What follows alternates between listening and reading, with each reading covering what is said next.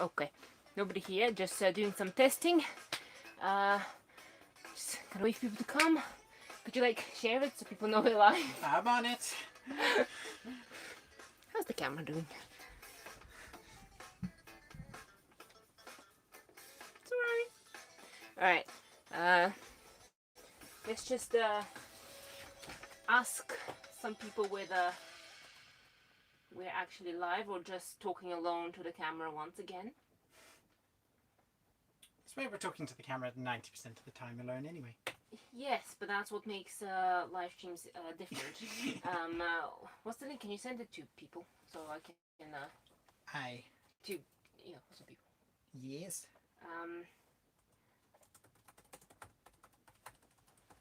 Live stream. Right. So, okay. Right. Oh, let me just open it as well here because I need to test it.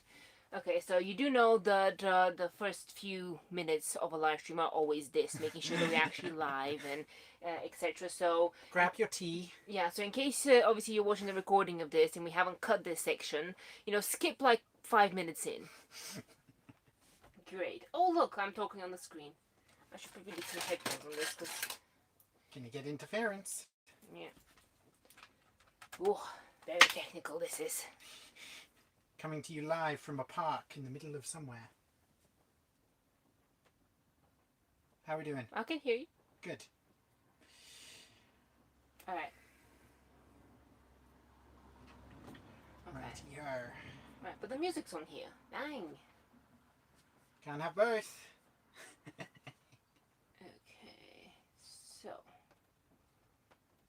let's see.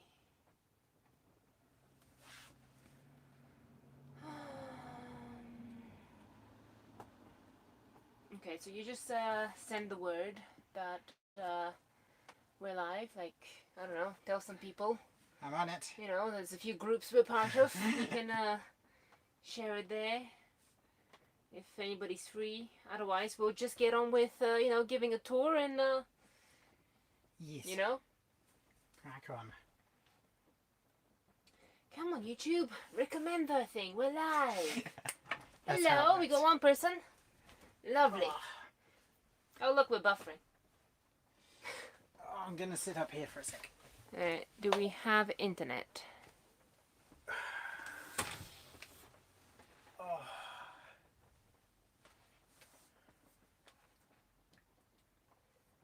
Okay, so. Are you all good? Well, we're no longer buffering. I mean, you can... They can't see you there. Are you getting ready for bed or something? I've just come home from work. I'm relaxing. Chop chop. In evening of socializing. Ready? I'm ready. You ready? I'm ready. Good. I don't have my tea though. You want some tea, do you? Yeah. Hold on. Just let us make sure we're set up and then you can make yourself tea. I can see you. Excellent. Lovely. We can't. I was about to say we can see you too. That's not how it works. I can see your messages. So. Right. Okay. Right. So we're gonna wait for a few more people to show up. So in the meantime, basically, let's have a chat about stuff. I am not good at this. You're a little rusty. I haven't done a live stream in 2 months or more. I don't know. It's been way more than that. 3 or 4 months at least. Yeah. So I guess with the weather turning in this glorious country of the United Kingdom, Great Britain or whatever you want to call it. So any plans to escape it? To go somewhere warmer? Let us know in the chat. Did that question even make sense? Yeah, so basically, what's happening? Who's listening? I want to know whether you're in the middle of your van build, whether regardless of in what stage your van build is, whether you're just gonna go and escape the rain, which is now currently going on. It's raining. It's really annoying. Seems like quite a lot of people are escaping to the continent at the moment, so... Yeah. Let us know where you are. We'll wait for a few more people to come in, and then we will watch The Secret. I will find out at some point when I decide to share it. But yeah, essentially today's plan is we're going to be just giving you a bit of an update as to where the van is, and sharing some of our projects with you. Yes. Yeah. We've got a lot of things going on up here in here. And sometimes not enough. Not enough? Too many. There's always too many going on at once. So I want to show these. So we need to get the lighting of the scene right. So I sort of set these up everywhere. Can you see that? Oh, that looks great on the camera. Look at that. Yes. Lovely. Awesome. Okay, and then going to have this one as well. Can you even see that? Oh, it's a little bit sparkly. This one's a little bit better on the camera, obviously. Yeah, as long as I lean back. Oh no, I have to relax here in order for them to see this. Excellent. Okay, so basically, while I make tea, you talk. Aye. By the way, share our status with people. I don't have access to the chat. What did you click on the link? Yes. Right. Click on the link, open the live stream. Hold on. And then you can chat. Tea. All right. So. Okay. So, I'm gonna be making tea with a jet boil, by the way. Shush. Yeah. So this is our tea making device. Our kettle. It's our kettle. It's a super powered kettle. It is a jet boil. It is like, I don't know, 6 years old now, 5 years old now, but I love it. Served us very well. Yes. So. Right. Am I to move to this corner? Well, I'm sure it'll be interesting to see me making tea. Yeah. Okay, so how was work, Sam? Oh, we're buffering. Are we? Yeah. Oh, that's a shame. We've lost the internet. No, internet, come back. There we go. We're back. We're back. Ugh. So sorry if there's interruptions with buffering. Never know with internet and stuff. So, work. So, when are you gonna? Yeah. Yep. Yeah. I don't know. Work is slow. Yeah. Okay, so to make tea in this jet boil, our super powered gas kettle, essentially all you do is you turn the gas on. There's fire, and the water boils, but it boils really quickly. Ooh, there's people. Hello, hello everybody. Yay! Finally, YouTube recommended us. We've been talking here for like 5 minutes by ourselves. I think I know why the internet's buffering. Why? Are you connected to Wi-Fi, connected to my phone, connected to the laptop, connected to the Wi-Fi? Well, I don't know, and I don't think so. Swipe down. Sorry guys, yes, disconnect Wi-Fi. Disconnect Wi-Fi. Okay. There you go. Sorry, there's a bit too much connectivity going on here. Right, this tea is gonna take me ages at this point. Go, okay. Go. I can't see a thing. Sam, can you be the camera person? I can't be expected to film and make tea. Okay. Okay, so hello to everybody who's stream didn't show up until I directly came to your channel. Interesting. What? The stream didn't show up until they went to our channel. So. Weird. YouTube. Share it. Anyway, never mind. Move back. I need space to make tea. Yes. Okay. All right. So while we're waiting for people to find us out that we're live, we're just chatting and making tea. And if you'd like to share your travel plans or van build status, please feel free to let us know in the chat. Okay. So I suddenly have lost the ability to think straight. Well, not like we've been busy enough to pass like 3 weeks. It's a simple task of me putting the jet boil together and talking at the same time has become rather long. Okay, yes. So there you go, jet boil with its gas, its burner in the pot. Then you can put a liter of water in this, but I just put as much water as Sam wants. There's no point to waste it. Now, without exploding. There you go. Ha! Right. Maximum power. Might be loud for a sec. I'll take you over here whilst we're cooking. But yeah, comparative to the videos, as I'm sure you can see, there's quite a few more things in place now. Quite a few like little touches and then some big changes like the floor, some desks. Yeah, I would say that the videos are about a month and a half behind, and we have been working really hard, like not sleeping, eating hard, and obviously we'll be going to meetups. And there's a lot of other things going on, which we'll discuss a bit later when some more people show up and I've got my tea. But yeah, there's quite a lot going on. I think the tea is the key there. The tea is the key.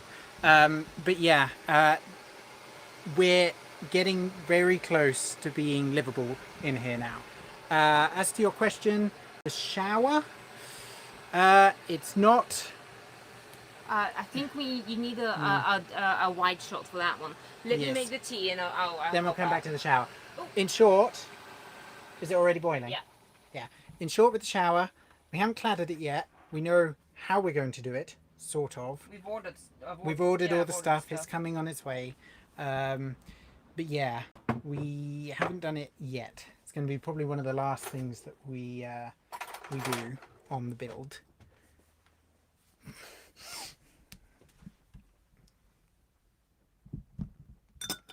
Thank you. Look at the spoon. It has a cat on it. Anyway, okay. You want some cold water in that? Yep. Oh no! You're not gonna put down camera, are you? Yeah. Putting cold water in tea. Because I want to drink it right now. I fill it half with boiling water, half with cold. The horror. And then you can drink it immediately, so I don't care what anyone has to say. Right. Cool.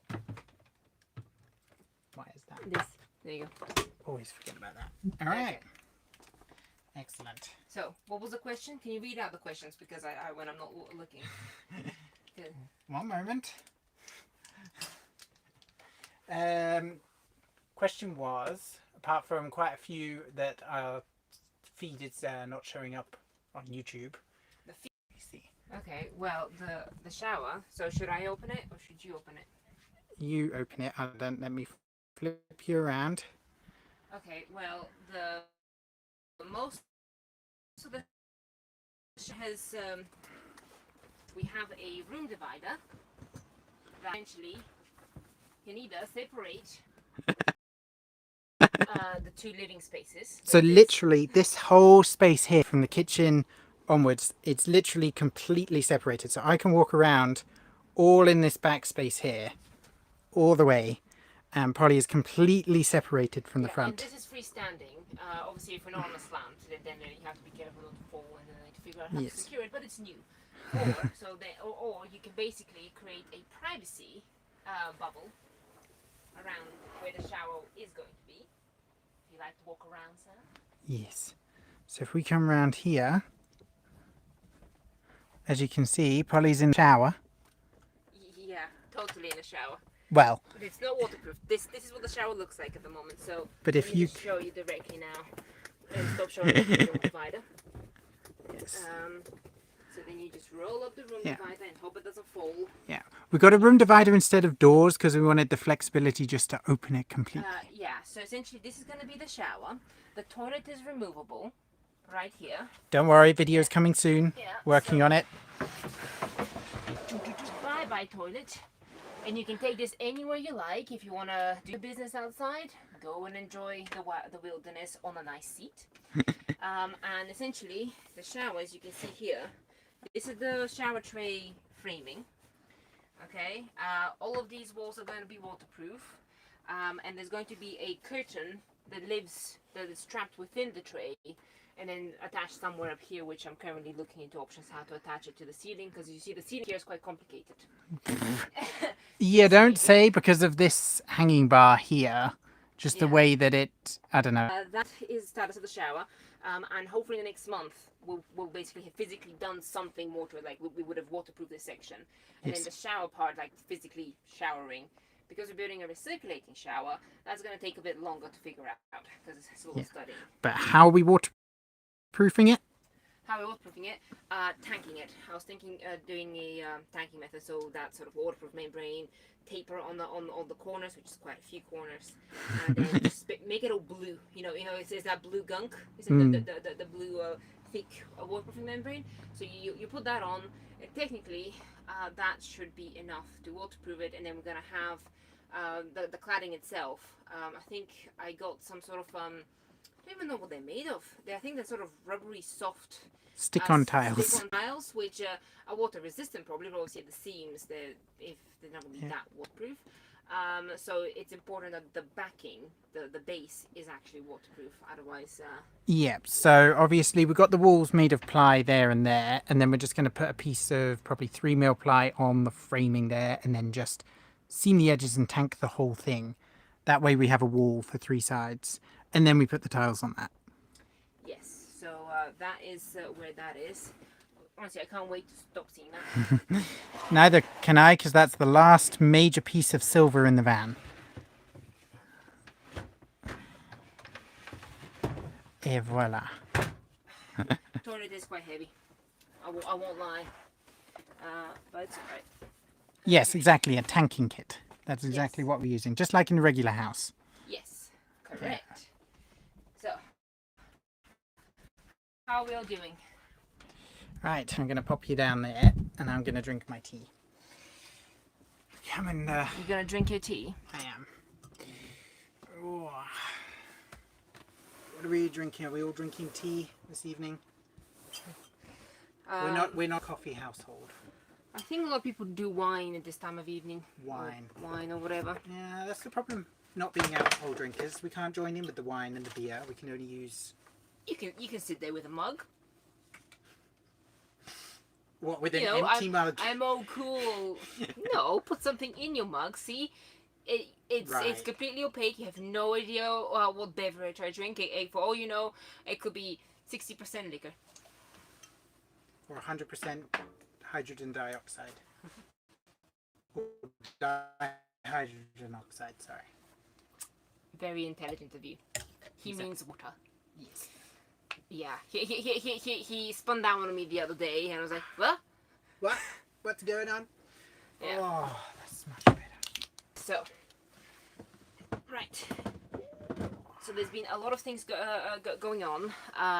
The van, like Sam was saying, the van is almost livable, and actually at this moment in time, it is pretty livable. I would say. Yep. I would say we can probably go away in it and still have quite a luxurious home. It just a lot of the things left to do are the storage optimization. So right here. Yes, under where I'm sitting, we've put the fridge. Yeah, let me just flip around because I can't. It's telling me that I'm live. I literally got a sign saying you're live. Yeah, that's because it keeps disconnecting. Oh, can you please stop doing? Okay. So that section I'm currently building, as you can see. I've got my bin storage started there. This is going to be the cooking appliances section. And there's going to be a pull-out column here, which you can see the wood is already cut for it. I just need to assemble it. Pew! You know, just like magic. Then, obviously, this section. The majority of the kitchen storage is actually there. Yes, the volume is there, but like this section currently is the stuff shelf. Like literally, you put anything here, and then it basically goes. It stays there until it has a space. Then here. This is one of the most recent developments. Which, Sam, I don't think you've actually seen. Nope, not until now, because I've been at work. There you go. There's a shelf on there. And there our sink plumbing, rudimentary sink plumbing, which we're using a foot pump for. There we go. So, right then. I'm just going to ask the chat how the live is, how the internet is. Oh yeah. I suppose we should slow down to make sure that... There you go. Alright, how's the internet, everyone? Because we are by a park, it is raining outside, and we're just attempting to use the 4G here. Yeah, how's the internet, everyone? Okay. Yeah. Honestly, hold on, let me just flip that around. Oh. Yeah. There we are. It's a bit dodgy. It's okay. It's okay now. Do you have any recommendations for internet to improve our internet situation? Because obviously right now we're just parked. We're in a city, but we're parked near a park, and we're just using the standard hotspot off phone. And we're looking into basically improving our internet situation. So well, I think that there's lots of routers that we can get. It's just figuring it out. Yeah, but no, you need to know people's experience with them. Yes. Yeah. So. Yeah, but if you watched our Overlander show video last week, you will have seen a bit more of obviously the how the van is in terms of we bought a portable induction hob stove to use, which by the way, done more testing with it. As long as you're on a level ground, it works fine. If you're not on a level ground, the pan slowly vibrates itself off the induction hob because the magnets vibrate the pan. Actually, even on level ground, as soon as you turn the induction hob on, the pan starts to shift. The magnet starts rotating it a little bit. Like it doesn't like slide it off because that would be a very bad pan. Just the magnet turns on and the pan just flies off it. But no, it definitely starts turning, and like Sam said, as soon as you're on a slant, it does tend to go down a little bit. Yep.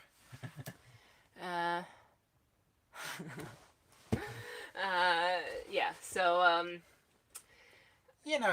it's a learning process to figure out how it's working out, but also one tends to burn their eggs if they don't pay attention to the induction hob. Yeah, the induction hob is powerful. It will.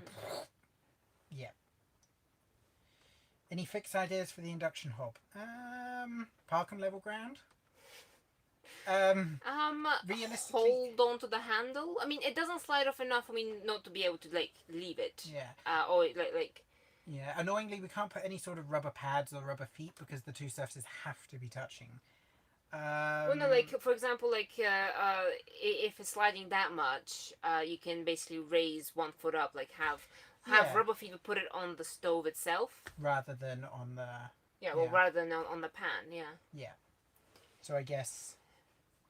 Or just keep holding it, Yeah, but or just keep holding it works. Yeah, it doesn't slide that much. I mean, right now we're quite level. Yeah. This is the induction hob, by the way. Yes. Here it is.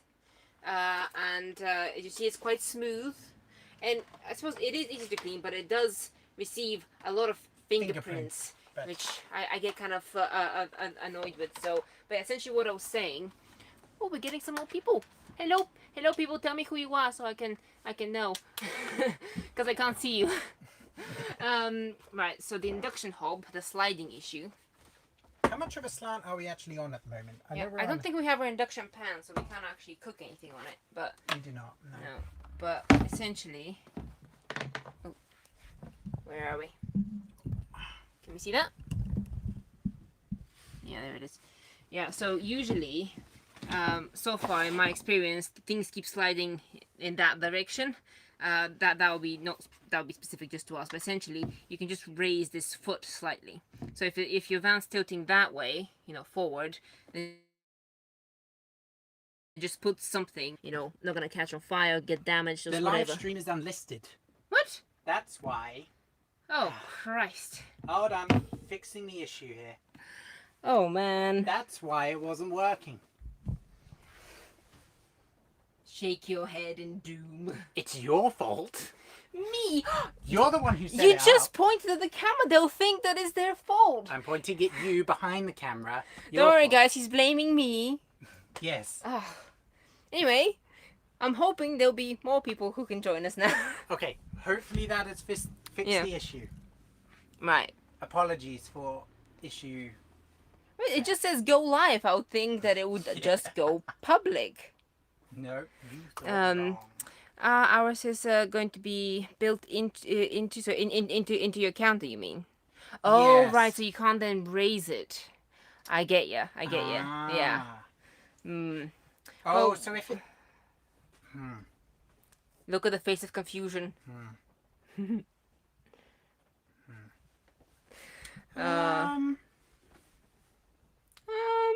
Stumped.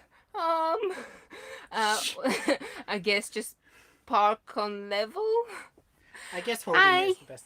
Holding it is the best. Holding it is the best option. Holding is the best option. It seriously doesn't slide that much, but it does like distinctly move. Okay, Maybe. hurrah! It is not unlisted now. Excellent. Oh wow, we are. How did the people who found it first found it? Well, when I shared the physical link, you can still access it. Oh, that's nice. That's 7 to 8 people found the link. Well done, guys.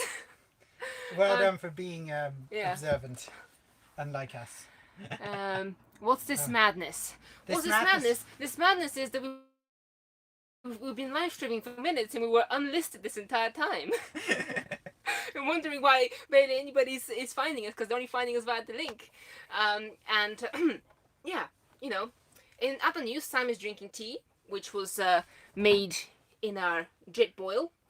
So this is a recap of the last 20 minutes.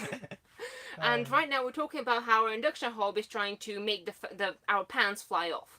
Yes. Or sort of. Yeah.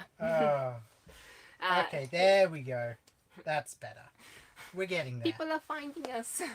Can camper vans have kettles and microwaves in, or do they use too much energy? You can have anything in a camper van. You can technically run it. How long you can run it is a different question. We can run a microwave. We've got a 2,000 watt inverter. So as long as the microwave or the kettle is under 2,000 watts, we can run it. But we won't be able to run it for very long. And you probably will not be able to run 2 high-powered appliances at the same time unless your obviously system allows you to do so. Exactly. For example, we tried to run the induction hob, which at that point was running at 1,000 watts, and then we tried to run the toaster at the same time. And even though the sum wattage of the toaster and the induction hob should have been under 2,000 watts, obviously at that moment in time our batteries weren't at full capacity. And obviously too much amps tried to be pulled from the battery at that particular moment. Yeah, we got a low voltage warning. And we got a low voltage warning. So we have the Reliant, to the blue Reliant batteries. We have 200 amp hours of them, and they have a BMS in them. So which is good, because that means the batteries can protect themselves from numpties who can't do them maths correctly when the thing you do when cooking is maths. Yes.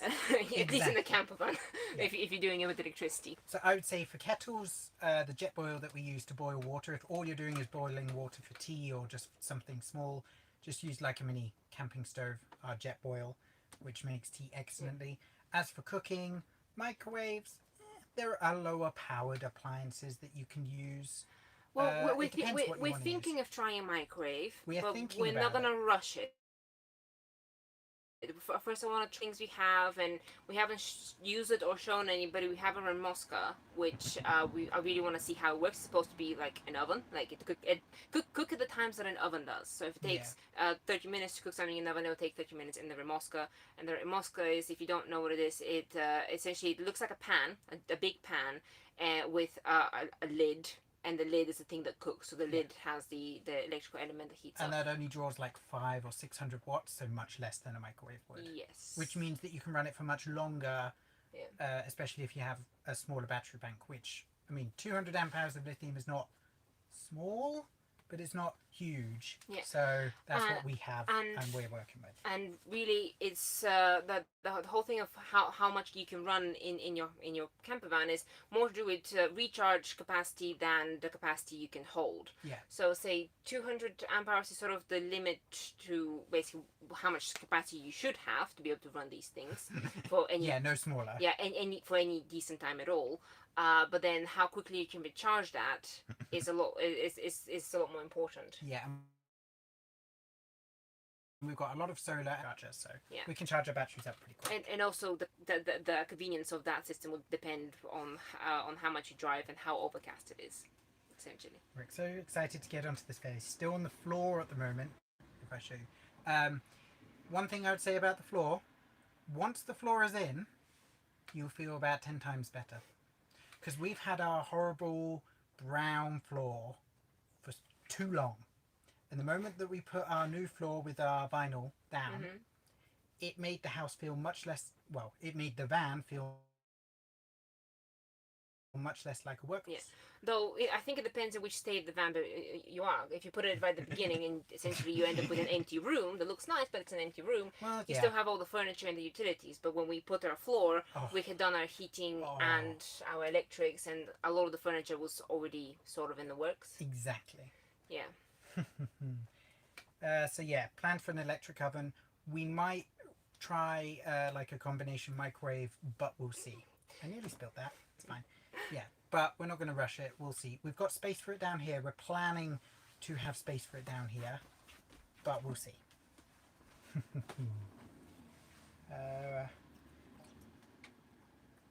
Thing is, I mean, the eventual goal is to have everything electric, but at the moment, heating on electric is not possible, like off-grid electrics. And cooking is just about possible if you have enough batteries. So that's where we're going. But for our heating, nothing can beat diesel or gas at the moment. Too much energy. Too much liquid energy. Yeah, for a cup of tea, putting hot water in noodles, it's better to use a gas appliance. Yep. Yeah, if you're just boiling water, seriously, that's why we keep raving on about the jet boil, because it's our gas-powered kettle. It can heat a liter of water in a minute. Yeah, and that's usually enough to like cook anything quick that just needs hot water. Yeah, and we also have with our induction hob and our jet boil, we're always gonna have a camping stove just in case. Obviously, we are low on power and we still want to cook something, and whatever. Essentially, we're always gonna have that backup just in case. Exactly. Yeah. The only thing is we don't have LPG at all in the van, so we don't have any LPG tank under the van. We don't have one of those bottles in the van. For our portable induction hob, portable gas hob, you know, it's that standard gas canisters that you can buy in any camping store, but we didn't want to deal with LPG in the van. We don't have the weight for it. We've done the maths, and with it's the installation of a diesel heater and the underfloor heating.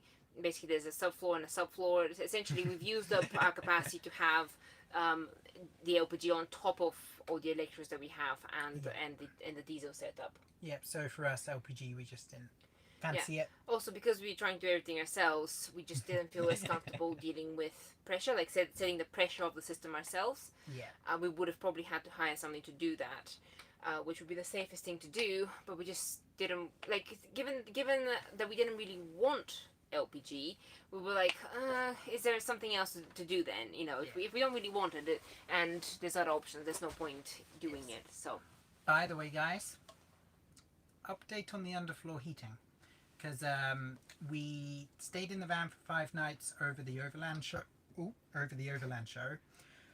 And a few more late nights in here working away, toiling away on stuff. And it's getting colder outside right now. It's like 4 or 5 degrees at night, and I can tell you it is working excellently.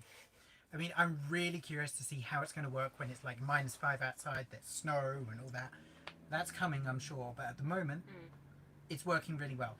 Put the mattress down on the floor. Oh, by the way, we have tried our futon on the floor. Yes. Because as some of you may know, our main bedroom is actually on the floor.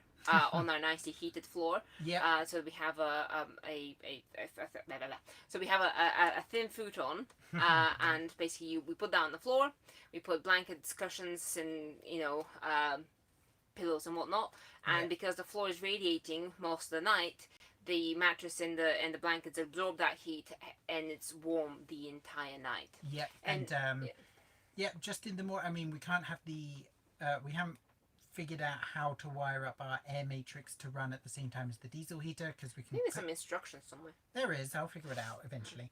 But the diesel heater we've got coming on at a timer every couple of hours, just in the night, just to top up the warmth. But it works amazingly. And the thing is, the floor is so warm in the morning. One of the worst things that it was last year, when we like stayed in the van for like 1 or 2 nights just as like a tester, when we had literally a bare shell with the insulation in, was waking up in the morning. You know, you're nice and cozy in your little bed of blankets, in your sleeping bag, and then you open, the cold air rushes in, and then you step on the floor and your feet freeze. Yeah, the metal is so cold that it reaches my knee joints. It travels all the way up your spine. It's like, Yes.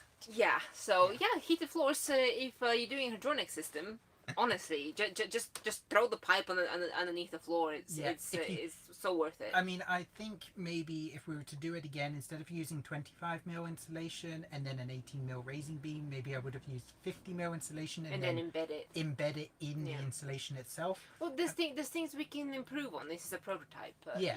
But that's what I would say, because I've seen other people do it. They get like a routing tool and literally just router out the route where they want their underfloor heating, the 12mm PEX pipe to go. And that works. Then you get more insulation on the floor. And you don't have to waste so much weight with raising 18mm beams and so on and so on. But yeah, that's how I'll do it again next time. But so far, the setup has been excellent. Yeah. And obviously we have the air matrix to heat up the air within 5 minutes. Oh yeah, and then the underfloor within half an hour, basically it's warm and it's doing its thing. Within an hour, it's properly warm, and I got it up to 26 degrees. I overestimated the need for the heating at that point. Yes. And actually, the last time the heater was on today was around 4 o'clock, and what is it now? 7:30. Yep. So it's still warm in here, and the floor is not freezing. There's a few sections that it's not warm now, but it's not like freezing. There's sections like here at the back where there's no like underneath the kitchen stuff, where there's no pipes. That's cold. But the where the vinyl is, it's a neutral sort of household temperature. Yes. So my feet are not freezing in my socks. How's the chat going?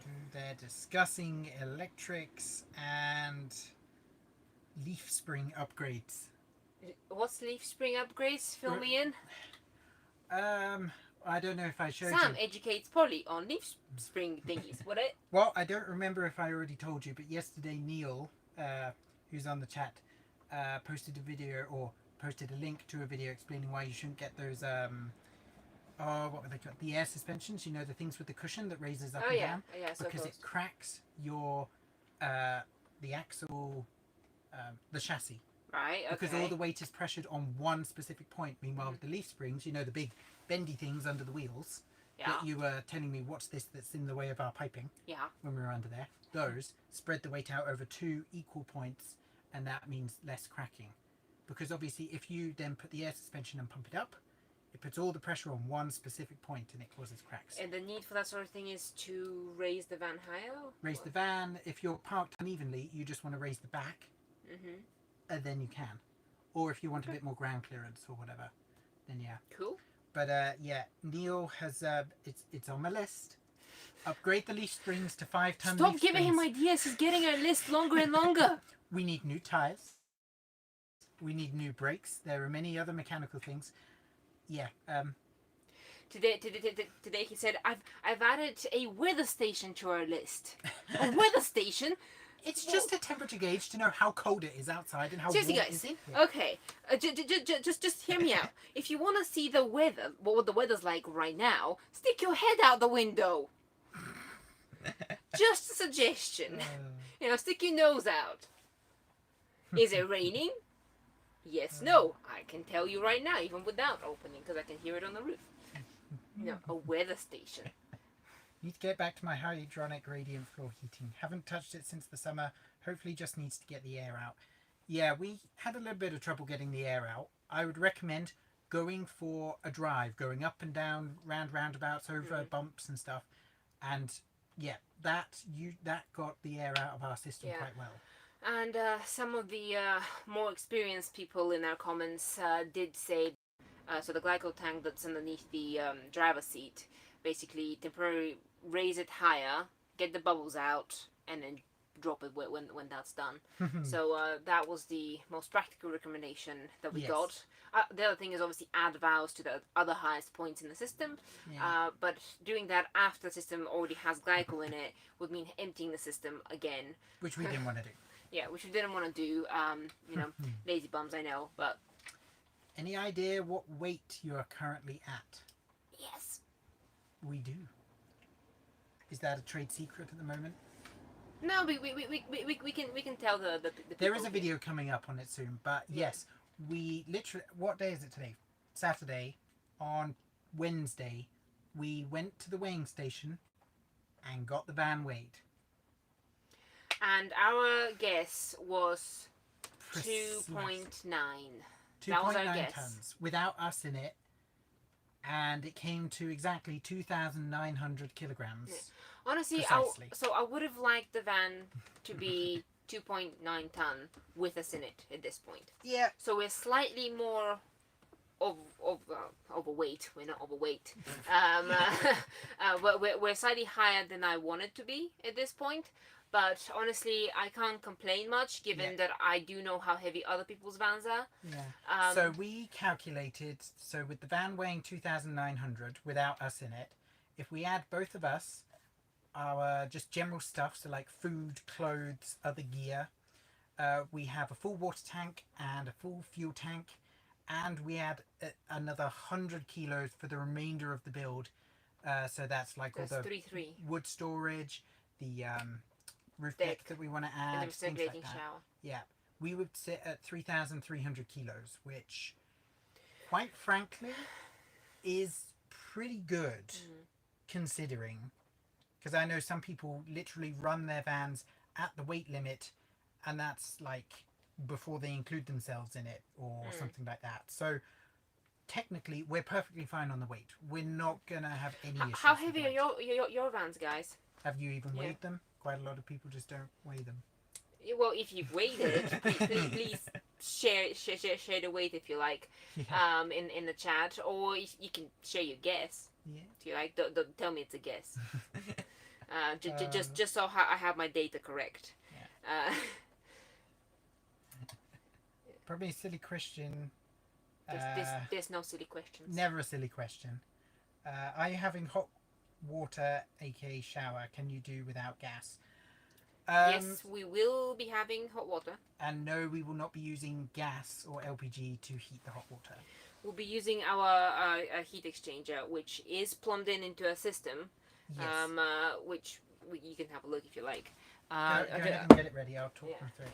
Yeah. So as part, we'll show you in a sec. But yeah, we've got a hydronic heater. So our diesel heater heats glycol, and then we pass that through a heat exchanger, and then we can pass cold water through that, and like they share the heat essentially, and it transfers the heat from the glycol to the water, making the water hot.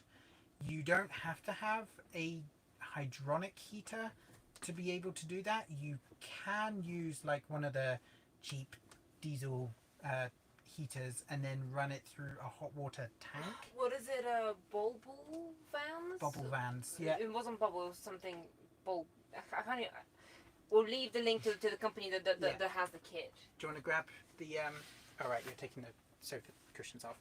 But yeah, you can use an air heater and then pass the air heater through some sort of heating element into essentially a boiler tank, and that way you can have hot water running through from your diesel heater rather than from LPG. If you don't want to use LPG or you don't have LPG, that is a way to do it as well. We're just going to use our hydronic heater because we've already set it up. Exactly how... Come here and have a look at the tank. Alright, exactly how it's going to work with the recirculation part of it, we don't know yet. I haven't figured that out. Thinking about it. But essentially... Oh, is that where you stored the mattress? Yes. I see. Good news, it fits. It does indeed. I haven't built the floor for it. Sorry, guys. Dude! Sorry!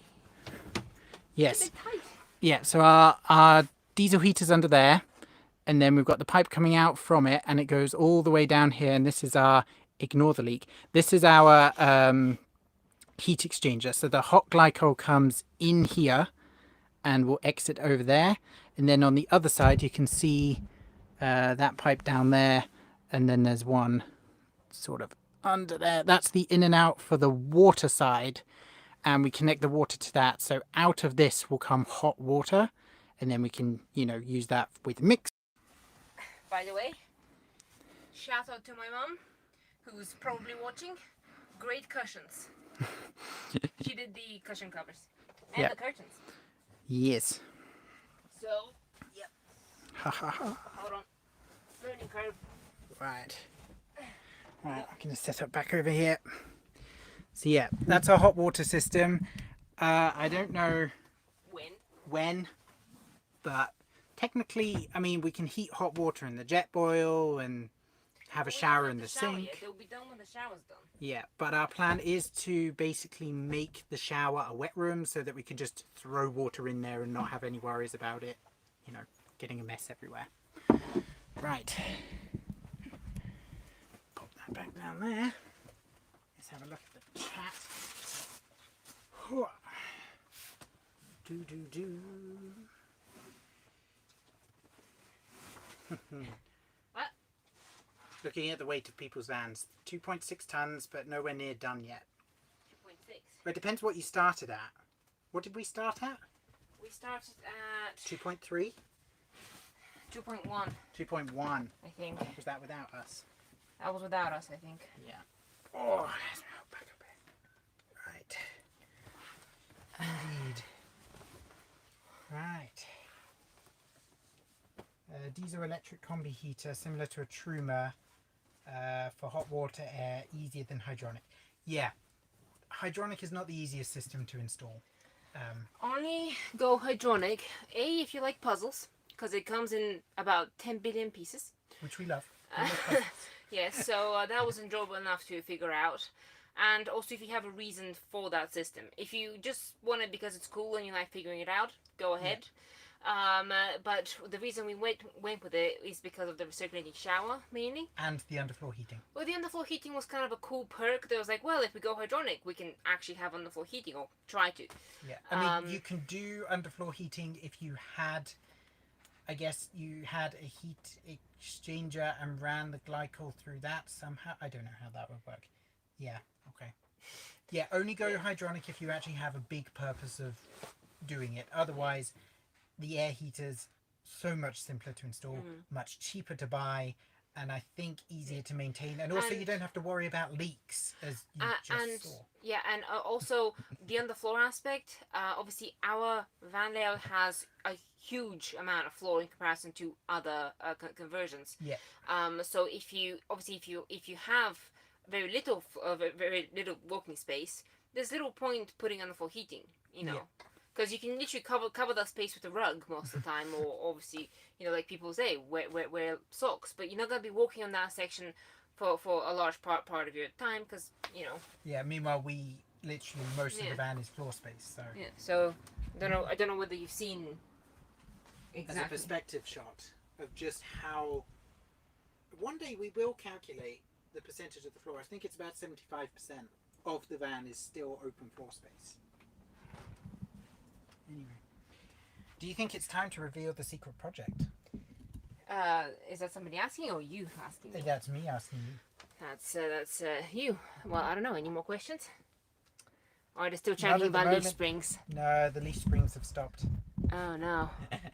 Well, I suppose. There's no more questions. Okay. Well, I suppose 50 minutes in is enough of suspense. So yeah, the secret project, and secret is slightly in quotation marks because some of you know already what it is, because I've been asking feedback about it for quite a while, and also I've gotten some of our patrons to have a look at it, and we have some.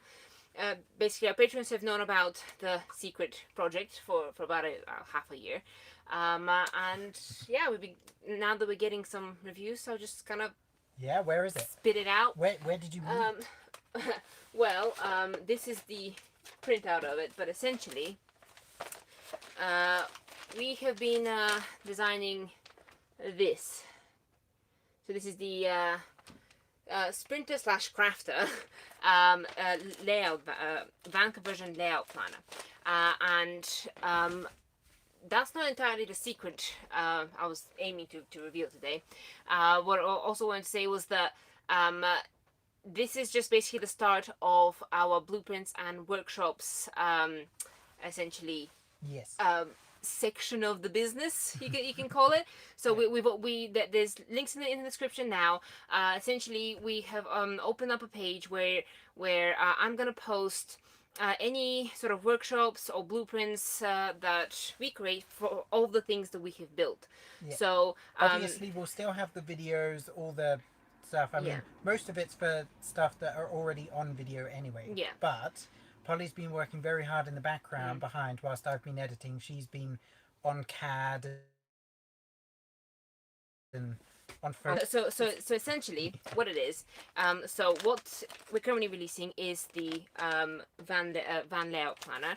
It is only suitable for sprinter and crafters, but the crafters up to 2017. Yeah. And then the sprinters, we confirmed this with our with one of our patrons who actually got this planner and checked the measurements for us on his 2020 sprinter, and he said the measurements so far check out, which I'm really glad that that's the case, because I never know with all of these updates that they do. So essentially, I'm gonna just quickly show you what it is. Just a few pages. Yeah, just a few pages, because it's 85 pages.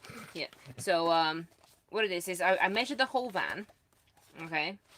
So essentially, I measured the whole van, the underneath included, and you have the exact, or close to exact as you can, view of what the vehicle looks like, and you get like overlays of this is the floor, the upper floor with overlaying the underfloor and stuff, which is the coolest part of this, honestly.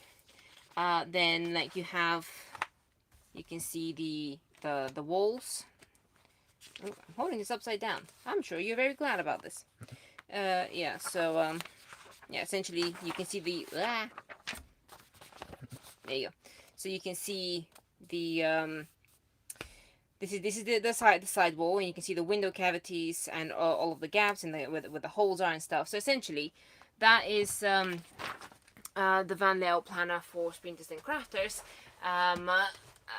It literally came from me sitting down and measuring the van for our own purposes. And it's developed into that. So so basically, if you have a sprinter or crafter and you need the measurements, you would like to have templates to draw on and check the measurements, they're 60% off it at the moment. So the link is in the description, so just get it if you need it. But yeah. And there'll be more things coming in the future. Yeah, and on the workshops and blueprints page, there are a lot of upcoming blueprints and templates that I'm working on right now, where you can register your interest for them, and I will know to email you with the when that's done, essentially. So yeah. All right. Next question. Another big one. Is it? When do you think the van will be ready so you guys can go and travel?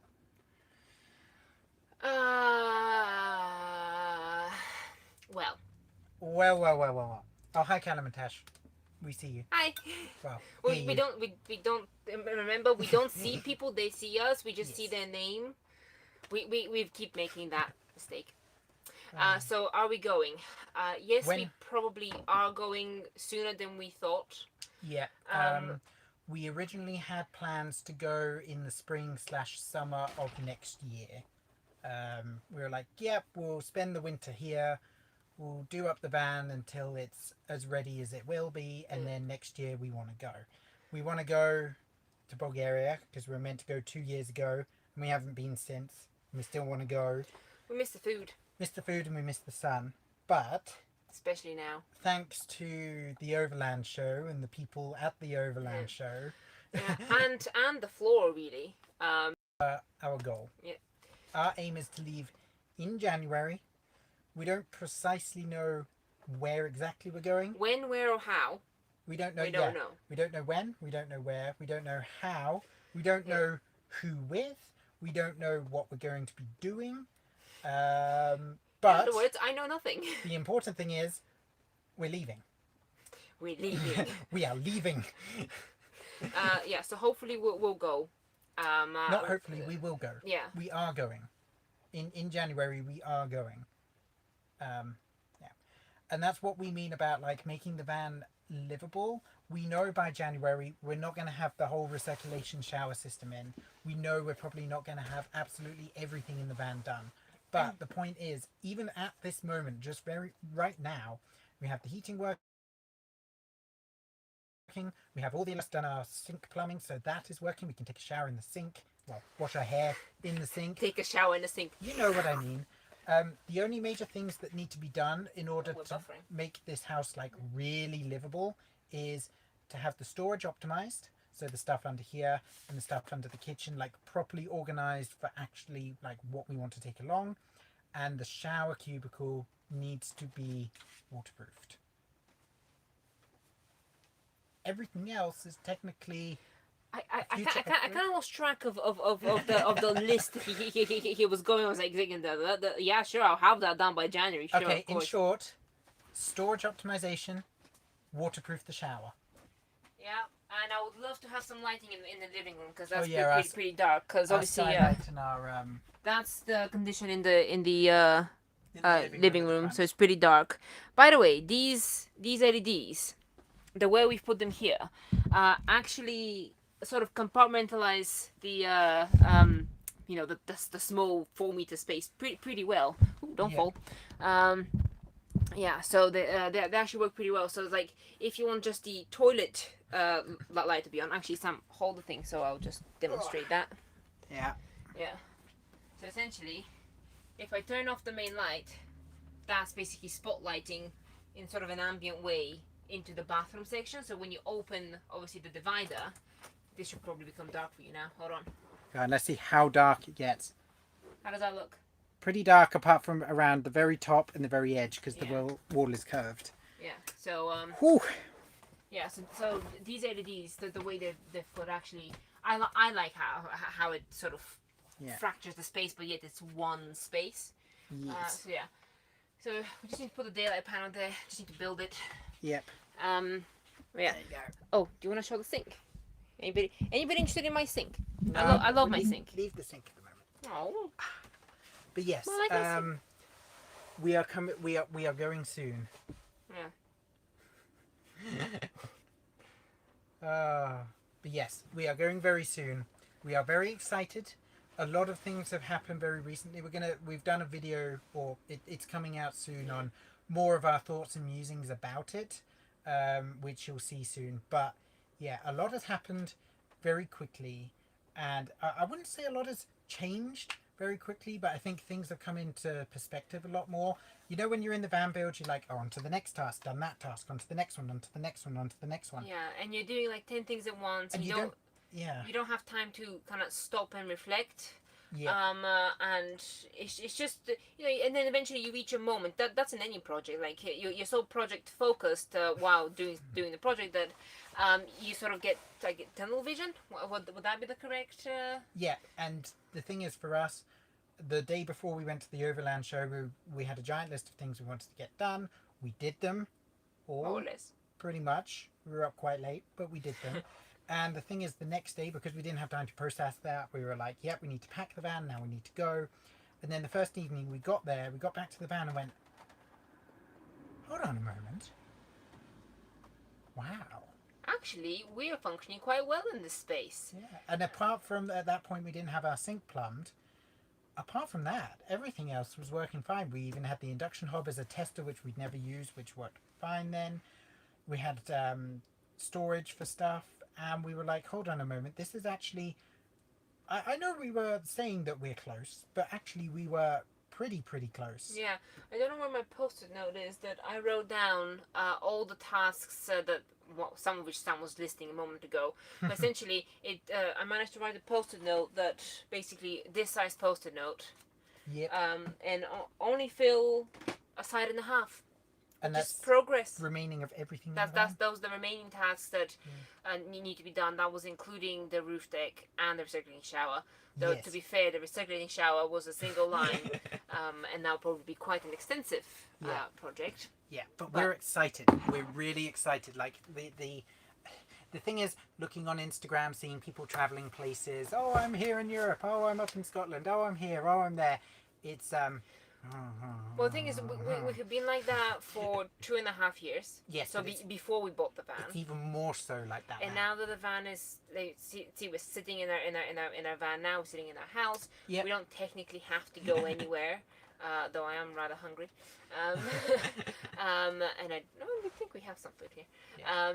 But yeah, so like we're sitting here and it's like, well, we can actually do this. We can deal with that. And now that the sink has water, we literally have very little to wish for or like need. Like there's very little essential left. Yeah. It's largely storage optimization, so it doesn't feel like we're just piling things in the van and they just have their space. Yeah, and as I said, we'll do in the video that's coming out in a few weeks. It will explain more about what's going on in our mind, because I can't repeat what I said in that video.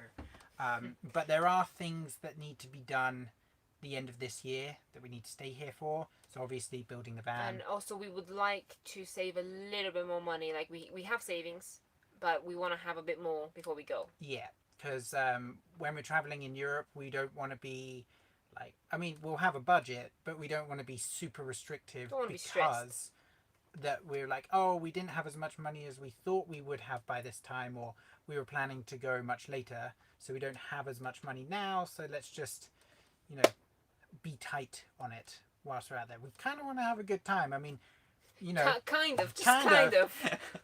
But you know, like maybe going to cheaper countries so our money can go a bit longer is fine by us, but as long as we can enjoy ourselves whilst we're there. Yeah.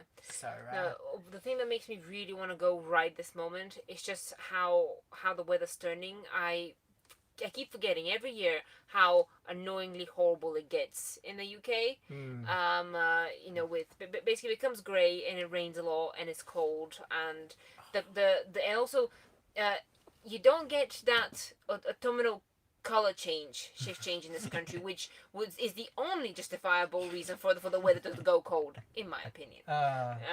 It just turns rainy. Yeah. Rainy and dark. Yes. How long have we been going, by the way? An hour. We should probably wrap up soonish. Yeah, I don't want this to turn into another 2-hour live stream. I don't think we've done a 2-hour live stream. But anyway, if you have any more questions, now is the time to bring them forward. Small van. They're discussing about small wheelbases or not a giant van to get. Still high roof? Thing is, at Kalamtash, they said they have a Citroen Relay. Honestly, the Citroen Relays or the Peugeot Boxers are pretty good. I mean, it depends if you want to be able to stand up in them, but they're pretty compact little vans, those ones. And they're square.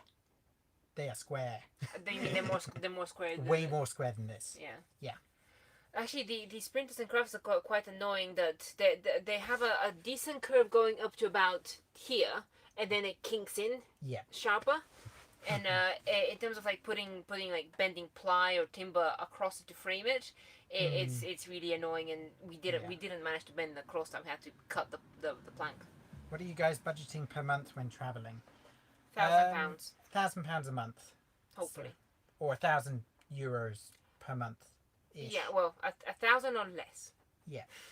We're going to have £1,000 per month, and that's going to include everything. That's food, fuel, attractions, border stuff, whatever needs happening. That's everything. Yeah. And we and obviously, if we need to save money or whatever, we'll slow down. We'll park somewhere. We're just not going to move as much. Yeah. Because we eat out as much. The thing is, like, if we're driving a very long distance, that's several tanks of fuel. That's several hundred euros, like, straight out the bank. And then, like, for 3 weeks, we may not move more than 10 kilometers. So, like, it's hard to judge it precisely, but, like, as a general rule, £1,000 a month seems good enough that we can go and do what we want to do, eat out, buy food on the beach, go do some adventure stuff. But quite a lot of the stuff that we enjoy hiking a lot. So we're going to be doing a lot of hikes, a lot of walks, a lot of trails, and things like that. And they don't generally cost. We're not too much into things like paragliding and 4x4 rally cross or abseiling. I wouldn't mind bungee jumping. Yeah, but it'll be what did we do in New Zealand? It was a Mervis swing. I do wish that I had done the bungee. Yeah. No, not because the swing wasn't good. It's just we chickened out from doing the bungee. And I want to do it. That's what we're thinking. Yeah, I think £1,000 per month is kind of quite a lot of people's budget. It seems a healthy enough one to enjoy. But a healthy budget after you have literally bankrupted yourself from doing the van build. Yeah, healthy enough to enjoy yourself, but not so much that you just blow a lot of money unwittingly. Yeah. Yeah. Plus £1,000 a month, we can go travelling for a fair amount of time. Hopefully. Also, we don't know how much we're going to be earning. Like, our work situation is floating at best. You know, like it's in limbo. And obviously, we might end up getting remote jobs. It like we don't get that much obviously from YouTube and ads. So and like I said, I'm starting the workshops, the blueprints and van build workshop stuff, you know, essentially, and obviously whoever needs them can get them, and that might grow, but I don't know, and I want to focus on helping people more than just making money. I mean, YouTube and AdSense was never the goal of that's going to support us traveling. We've you know, we want to get remote jobs, and the job that I've got at the moment, I can't go remote, so going to have to think about that. And yes, if we were only in Scotland right now with you, Callum and Tash, we would like to do all the hikes. We're tied up here at the moment. Literally, he has to go back to work tomorrow. And I just came back from work at 6:30 tonight to start this. Which is why our live stream was not at 5, by the way. I'm in that doing stuff. I mean, go and do the hikes. We'll watch them. We'll watch them. We'll live through you for another few months while we're still getting splinters building. Yeah, but... so you said you're in Scotland? Yeah, they're in Scotland at the moment. Weren't you going to Wales? Or did I forget? I'm pretty sure you moved. It's been a while. Yeah. But all of our friends are there. They're out. Oh, I'm in Sweden. Great. Oh, I'm here hanging out with this cool person. Great. Please carry on sending us stuff. Makes us more motivated to go and actually do stuff. You know. So we got Norma and EBE just joining. Oh, hi guys. Nice accent. Yes, they were in Wales for a week. I knew they were in Wales. Did they just change my accent? I don't know. I don't know. I can't hear, guys. I'm not deaf, but I can't hear my accent. So when I change it, I never know what I sound like. Did I go Scottish or something? Did I say Scotland in a Scottish? No, I don't think so.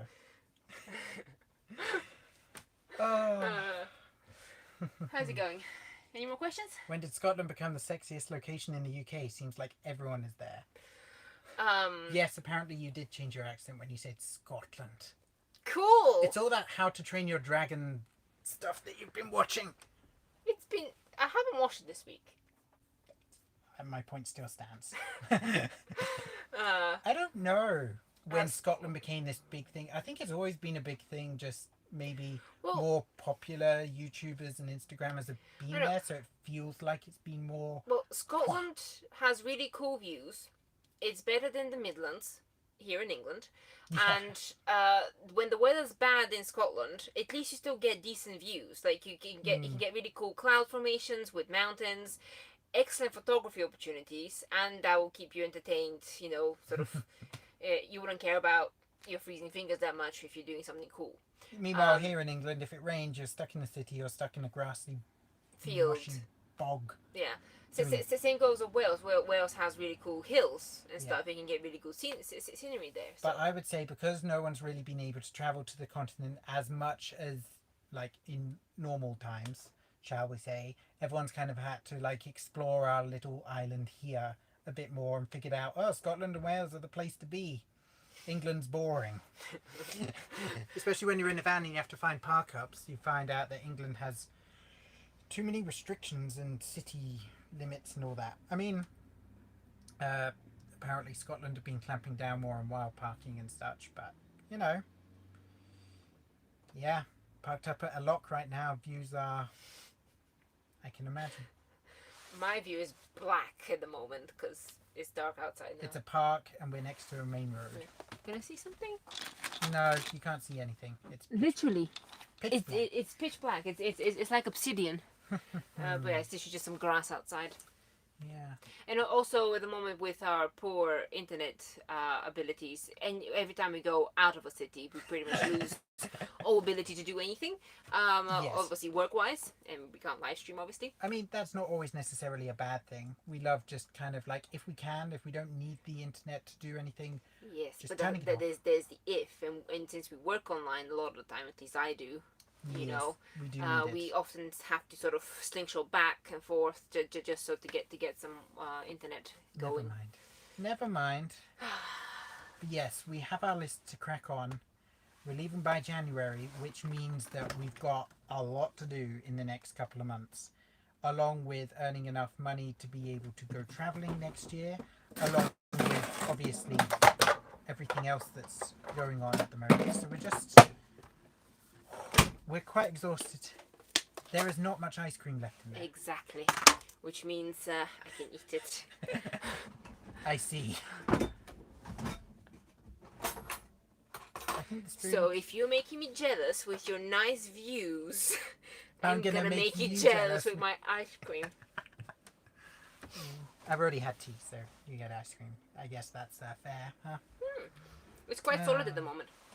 It's not. Yeah, I put the fridge on the coldest setting. The freezer's pretty cold.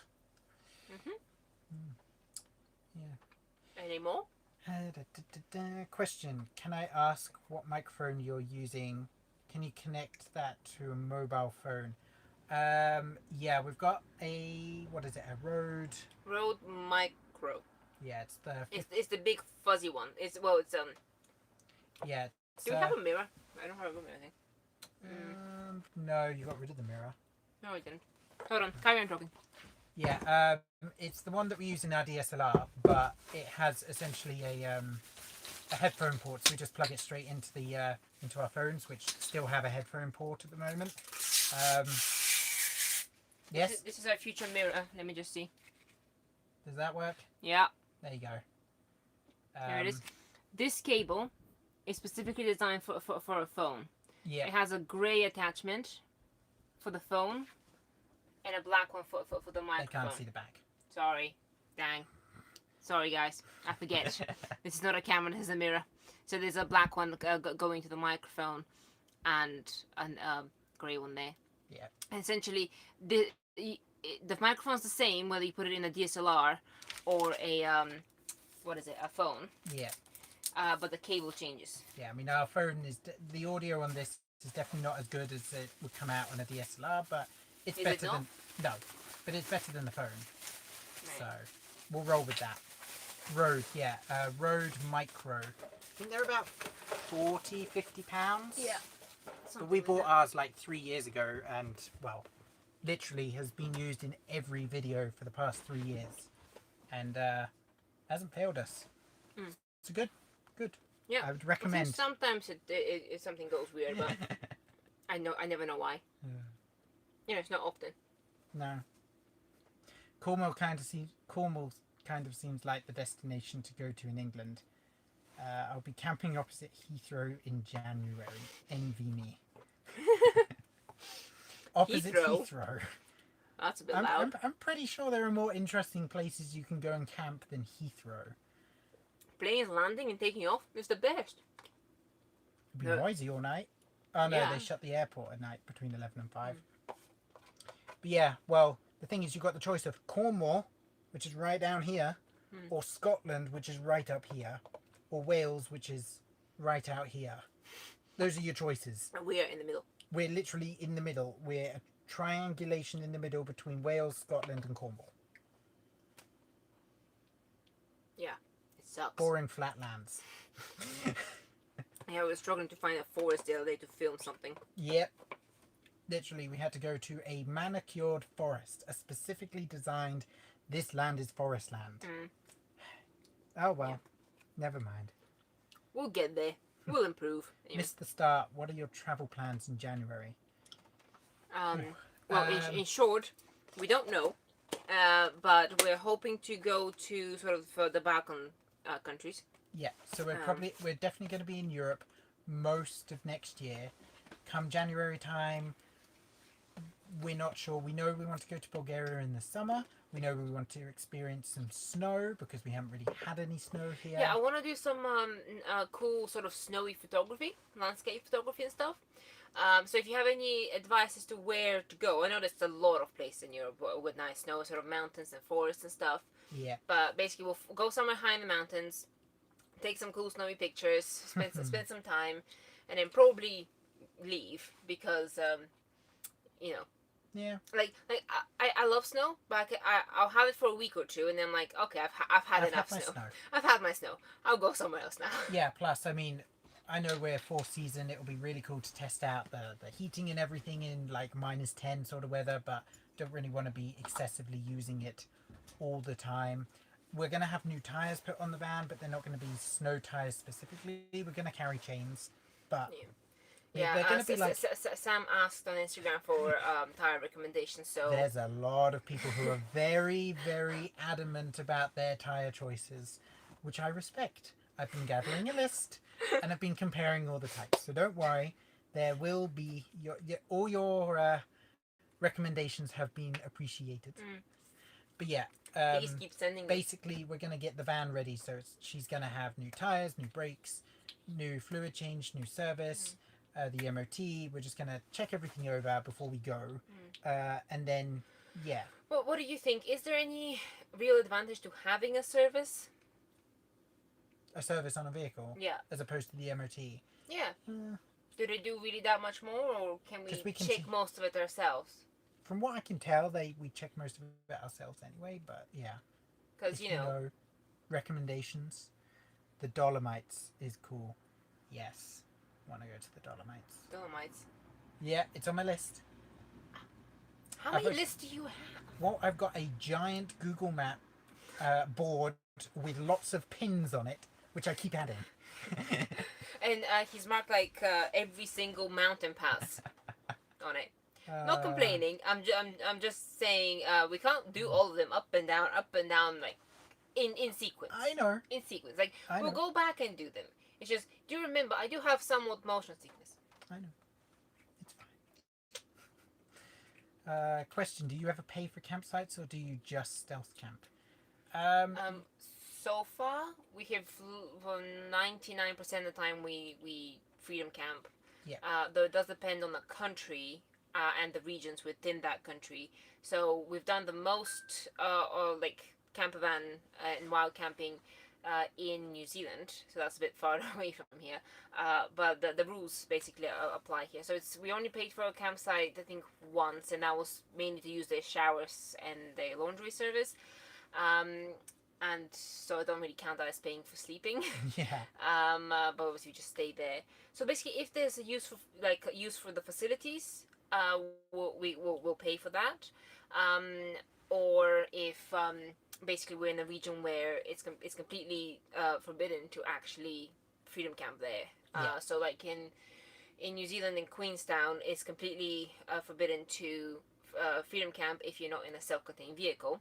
Yep. And registered as a self-contained vehicle. And we weren't when we were weren't there, then. So that there we did not freedom camp at all. Freedom camp in the UK. I mean, we haven't extensively travelled the UK. But so far, we haven't had any problems. But so far, from where we've been, I mean, we've probably spent 3 or 4 weeks worth of nights just out because we've been doing things, and every now and then we're just like, yeah, we'll stay the night here and just do this and do that. If you play it by right, like arrive late at night, don't cause a disturbance, and leave the next morning. And leave it as you found it. It seems okay so far. We haven't found any places where we parked up and went, yeah, this is not great. Scandinavia was really easy to find stuff. Yep. The only thing in Scandinavia that was difficult because of the time of year that we were there was filling up in water because all the places were shut. In Norway, though we never checked the gas stations in Norway because we were struggling to find water through Sweden and Norway. On the way back, we found out that in Sweden, common practice is to fill up at gas stations, like truckers have, like where truckers go. Yeah. So they have like basically these boxes which have a hose attached to them, and that's where you go and basically fill up your water, clean stuff, and other things, and that's where they told us to go. After 3 weeks of travel, we eventually found out. But in Norway, I'm not sure whether they do that. But actually, I think the problem was as well that because we had a chemical toilet at that point. Yeah, that was a big pain in the butt. Yeah, because like Sam said, it was a time of year, things were shutting down. So the dump stations were shutting down because of freezing pipes. Which is a fair point, but at the same time, what are you meant to do? Yeah. So basically, we drove like 3 hours once to try and find a place to dump our toilet. Hence, no chemical toilet in here. That was quite traumatic. Yes. That's traumatic enough to put us off pretty much forever. Yeah. Which is fine. I'm cool with that. Yeah. The composting toilet works great, by the way. Yeah. What's your plan for postal address situation when traveling full time? So yes, we will be full time traveling in the van. Yeah. The eventual goal is to buy some land somewhere in Europe and use that as our basically base address. For the meantime, we're just going to do it with relatives, which seems to be the best option. If you can, literally just register yourself, like your insurance and the bank and all the important crap that you have to deal with, bureaucracy and whatnot. Just a relative's address. And yeah, thing is, we have to come back to the UK every year for the MOT. We'll have to come back for, to come and see family and stuff like that. So we'll be in the UK for a couple of months, probably every year from now on. And from that perspective, because obviously sometimes they check, are you actually living at the address that you've put down on all your forms? Also, I would like to retain my voting rights. Yeah, that too. And it's stupid how so many of the systems need an address to function. Yeah. Same with your GP and the NHS and all that. And the banks and we physically called a lot of basically these organizations and stuff and companies, and as soon as you say I wouldn't have an address to give you, and they just it's do not compute. Yeah, exactly. So relatives address, and because at the moment we're on a driveway converting the van, so we're just using that address, which is fine. And yeah, they often check up, are you actually living at that address? And as long as you come back to that address at some point for some amount of time, I don't really know the legality on how long you have to stay there or whatever, but yeah, relatives address. Well, anything else seems honestly, if you have a property, and even if you don't live in that property actively, it's still your property and it's still your address, so I don't think you have to technically dwell in it. Yeah, but the eventual goal is to buy some land and have that as our base. Yeah. But the land that we're going to buy is not going to be in the UK. Most likely. I'm 99% sure it's not going to be in the UK. It's going to be somewhere else in Europe. I want to be able to grow tomatoes effectively. Yes. That is the only... No, there are many more reasons, but yeah. Yeah. Okay. More than welcome in Czechia and Slovakia. These are cheap countries, can give you many tips for spots that are not on camp per night, also hikes, which we love as well. Yeah. Yeah, literally any suggestions, I think we've got an email in the description. We do have an email. You can find us on Instagram. So literally, and obviously you can comment in the comment section. Yeah, so any recommendations for places throughout kind of I would say Central Europe and kind of the Balkan area, so Romania, Bulgaria, Greece, Turkey sort of area as well.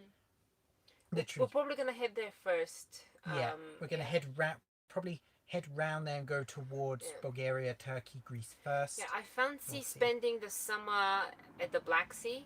Yes. Because, between the Mediterranean and the Black Sea, I prefer the Black Sea. The Mediterranean is really salty. Sam is a bit scared of swimming in sections. I'm not scared. I can swim. I'm scared of the sea creatures in the sea. Yeah, and the Black Sea doesn't have that many, so we can basically have a better time in the water when basically there's just sand. I'm cool with little fishies swimming around, but as soon as there's sea cucumbers or seaweed or jellyfish, nope. To be fair, I will run. To be fair, the sea cucumbers and the urchins in Croatia terrified me as well, but my solution to the problem was to go deep enough so I float above them so there's no chance I can touch them. My solution was to panic and walk back through to the shore. It's you literally just risked your life with every step there. Just float, dude, float. So the Black Sea. Yes.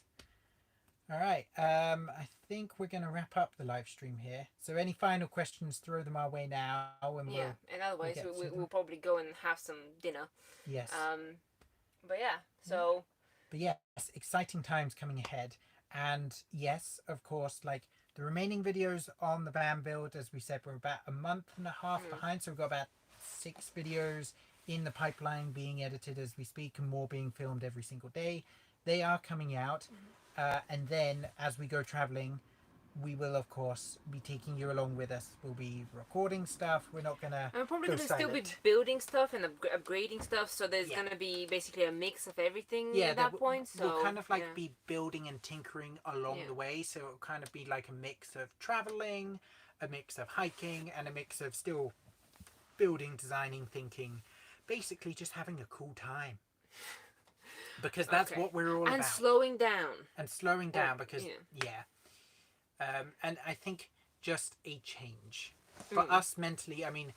Mentally and physically. It's like not entirely coming across on camera sometimes, because obviously all you see us do is building and occasionally venturing out and going to meet some other people. And then venting occasionally until we're really tired and we really want to go. But essentially our life for the past 2 years have been planning, building, editing, working, saving and that's money. it. And saving money. And that, well, saving money is... Working. I guess spending money, but spending money, because the money that we save then just goes to be spent on the van, so not really much saving going on. But yeah, we need a change from that. We need to go out. Before COVID and before we had the van, we were very much travel people. We went to New Zealand, we went to Thailand, we were all across Europe taking day trips. This is the longest that we've been without actually having left this country, and it is driving me a little bit insane.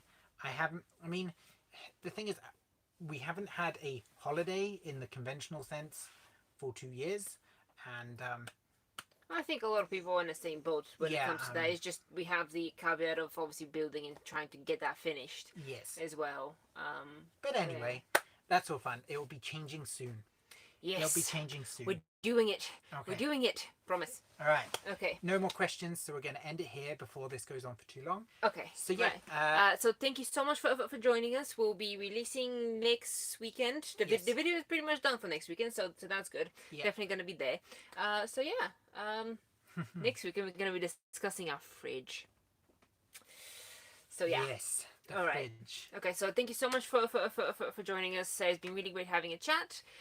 So yeah, we'll catch up with you next week. Ciao, guys. Are you going Italian? Yes. Where is the stop this live stream button? Take the camera. Okay. Are you sure you want to stop streaming? Okay.